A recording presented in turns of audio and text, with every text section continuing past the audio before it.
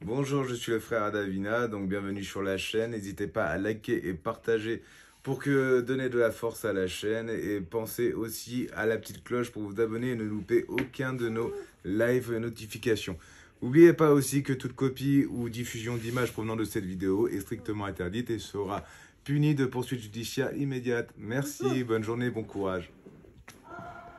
Bonjour, nous sommes dans l'église de Conflans, qui est comme souvent dans les églises savoyardes peintes. Regardez le plafond, tout est beau.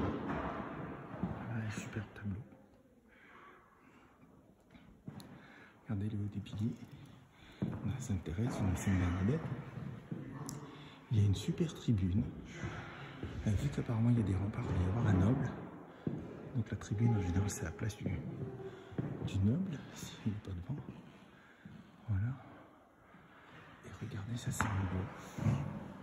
Ça, par contre, je pencherai pour 17e, 18e. Voilà.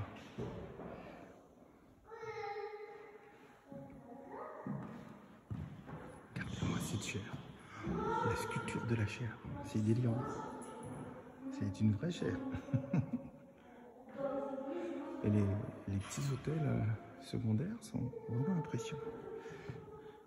Regardez un peu ça. Cet hôtel magnifique. Cette chaire magnifique. Je me rappelle que la chaire c'était là où, jusqu'à Vatican II, début des années 60, le prêtre faisait son sermon. Voilà. Regardez les belles couleurs. Rose, tout ça, c'est très chaleureux, hein, évidemment, avec la neige. Il y a beaucoup plus de neige il y a un siècle que maintenant. Donc, il y a des couleurs vives. Voilà. Regardez-moi ça. L'hôtel de la Vierge. Voilà, évidemment. Et là, ça doit être Saint-Joseph. Je ne vous dirai pas. C'est peut-être même pas Saint-Joseph, parce qu'on ne le représente pas comme ça. Et ça, c'est possible que ce soit le baptistère. Il y en a un là, mais au-dessus là. Regardez. Ah, la séparation entre le chœur et le reste de l'église. Regardez-moi cet hôtel majeur doré. Ah, je pense que c'est un feuille d'or d'époque, hein, parce qu'à l'intérieur ça tient des siècles. Regardez-moi la peinture, c'est magnifique. Avec la clé de voûte. Voilà. C'est vraiment somptueux. Regardez les faux vitraux. Là, le vrai. Regardez des couleurs chatoyantes, hein, des bouquets de fleurs et tout. Voilà, comme c'était à l'époque, ça c'est très 17e, 18e. Donc l'église de Conflans, qui est une ville médiévale, juste, ça touche à Albertville, c'est vraiment juste à côté. L'hôtel majeur qui est vraiment somptueux. Voilà, donc là on peut penser que c'est du marbre. Peut-être là aussi. Là ça mène à la sacristie.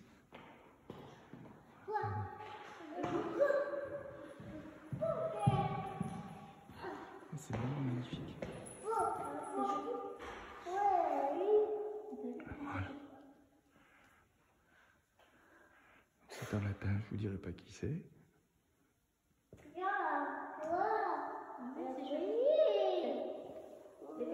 Voilà, enfin cet hôtel qui est décoré, qui contient de bustes, de statues et de très beaux tableaux. Sans compter les petits angelots, l'Esprit Saint là-haut, la colombe, etc. Le Christ. Au-dessus, il y a les hosties pour l'Eucharistie. Et les angelots, vous voyez, qui tiennent la couronne. La couronne du seul roi, la couronne royale du Christ, qui est sur la croix, qui nous sauve. Et regardez un petit peu toutes les petites sculptures. C'est absolument somptueux. Donc là, c'était les bancs, s'il y avait une communauté ou autre. Et voilà l'ensemble de la nef. Voilà.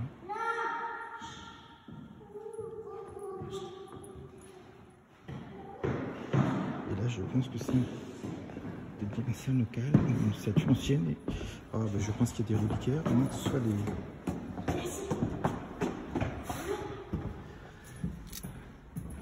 calices et patènes. Voilà, c'est des calices, on n'est pas le siècle, c'est des calices et patènes de...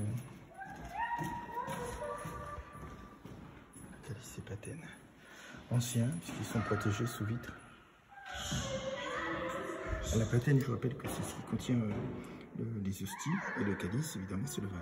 La patène est là. Voilà, un tableau qui représente les noms. Alors, c'est qui? Saint Gras. C'est le patron de la paroisse, Saint Gras, vous voyez.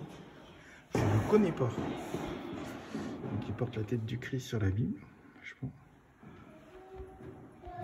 Voilà.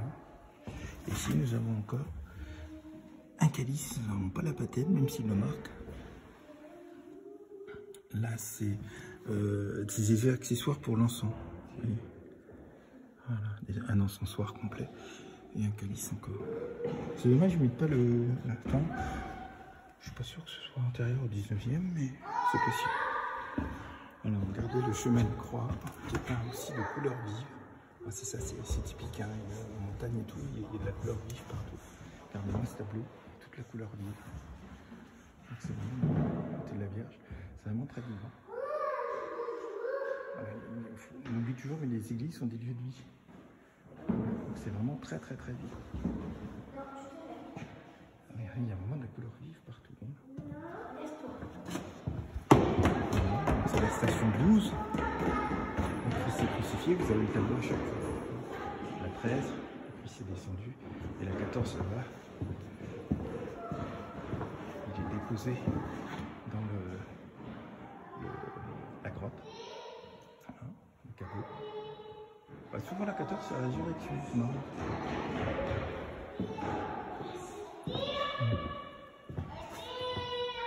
Un 12, et vous voyez, il y a le numéro et vous avez le tableau à chaque fois. Et regardez-moi ça, la structure et toujours les couleurs vives, couleurs très très vives.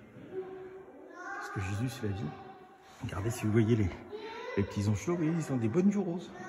Ça c'est typique, dès qu'on s'écarte des endroits où la vie est facile, Dieu devient la vie, la joie. Donc même les anges, ils ont des petits joues roses. Jeanne d'Arc, notre sainte préférée, et Saint Michel bien sûr. Ça va de soi.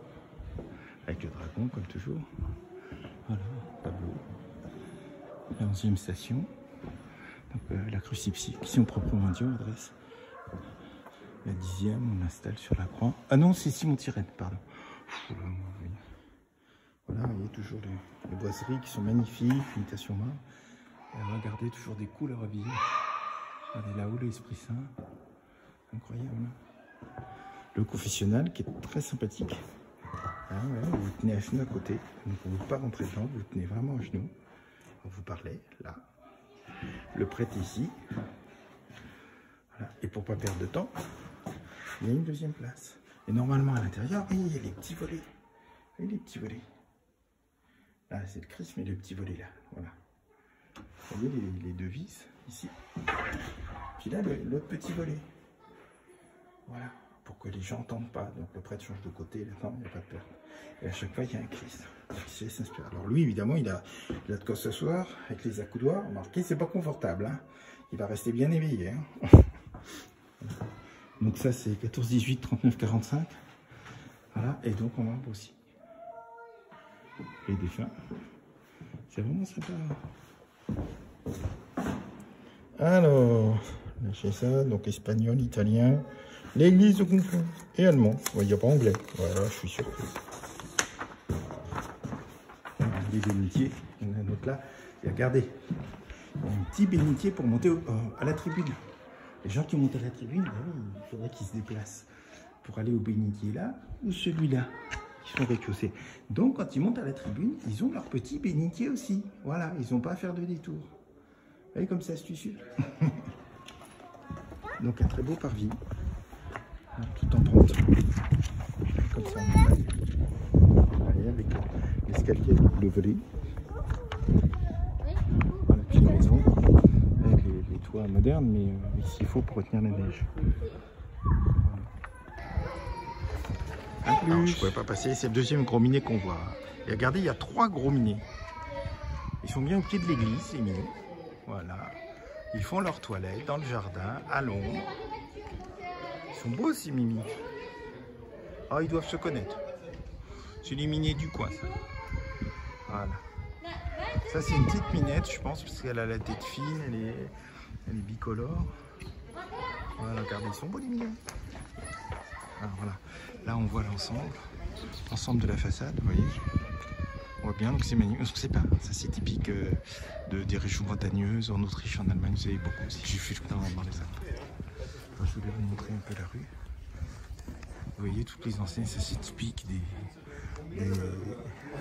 des villes réputées médiévales. Alors, ils refont les enseignes un peu comme à l'époque.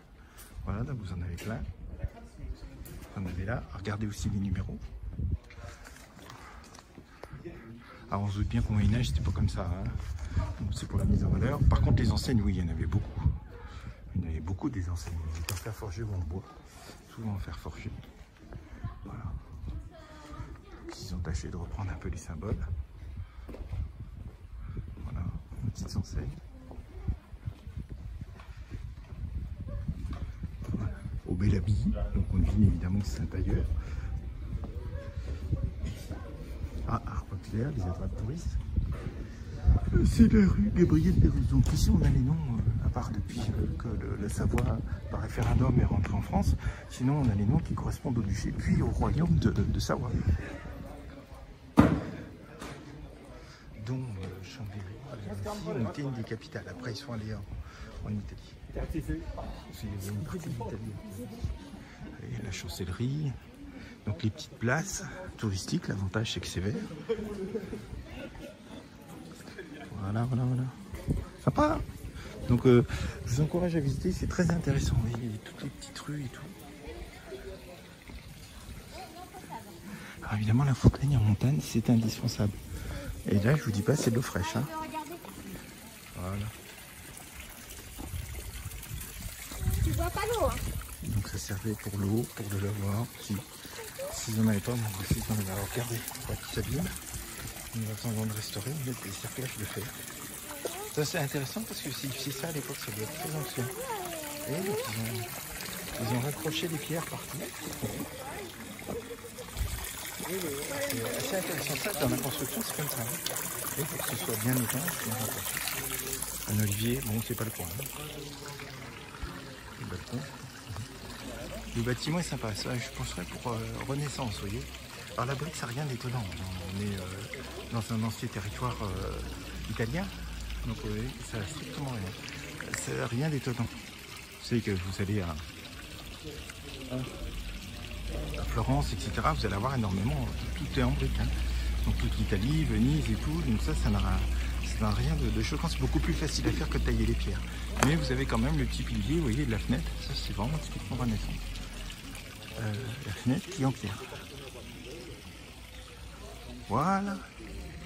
Et on voit bien, alors c'est intéressant. Vous voyez le clocher. Alors le clocher qui normalement a un bulbe. Et là il y a plutôt deux dômes. Un petit bulbe assez étonnant. Et une boule. Donc tout ça c'est symbolique. Hein. Voilà, donc vous voyez aussi où on arrive. On est sous l'entrée avec l'escalier à double volet. Et vous voyez Saint-Gras, la statue de Saint-Gras. Donc on arrive à l'église Saint-Gras en bois. C'est pour ça que c'est... vous voyez, c'est bien protégé. Bon, c'est vrai, voilà. C'est bien protégé. C'est l'église Saint-Gras. Il porte toujours, je pense, la tête du Christ sur ses mains. Donc Saint-Gras au-dessus. Je ne connais pas du tout. Hein. Un bambin qui pleure. Voilà. Et voilà. Vous voyez, c'est en pente. C'est sympa, hein, ça fait penser à Rome. La piazza des Espagnols, l'escalier. Allez, à plus.